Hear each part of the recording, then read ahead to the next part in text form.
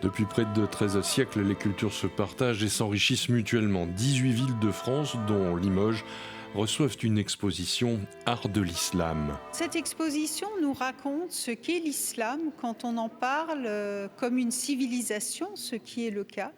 Et elle nous révèle, je dirais d'une certaine manière peut-être, le vrai visage de l'islam sur 13 siècles, sur toute une étendue géographique qui va de l'Espagne à l'Inde. L'islam n'est pas qu'une religion et dans cette civilisation témoigne à tout moment, à toute époque et dans tous les endroits où elle a pu se développer, d'une grandeur et d'un sens de la curiosité et de l'influence aussi qu'elle récupère chez ses voisins européens ou chinois.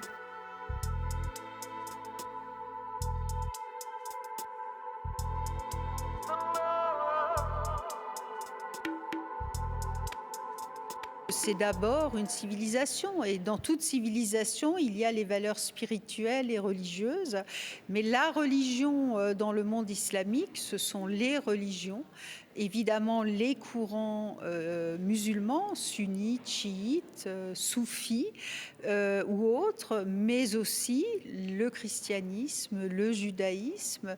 Quand on est en Inde, la religion hindoue et quand on est en Iran, le zoroastrisme. L'exposition Art de l'Islam trouvera un prolongement au musée Adrien Dubouché qui a prêté une de ses pièces pour l'occasion. Nous avons d'ailleurs, à l'occasion de la préparation de cette exposition, justement pris davantage conscience de l'importance de la collection du musée Adrien Dubouché. Nous allons proposer des visites guidées justement pour mieux découvrir les collections.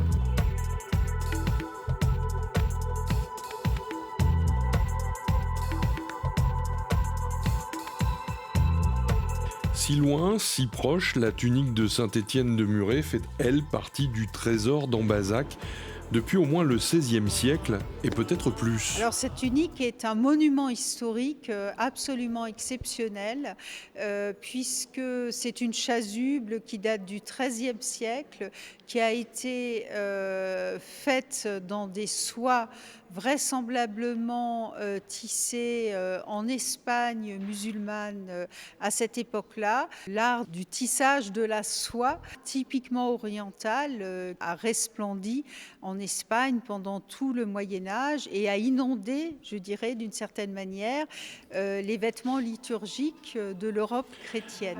Jusqu'au 20 mars, la Galerie des Hospices propose cette découverte accessible à tous.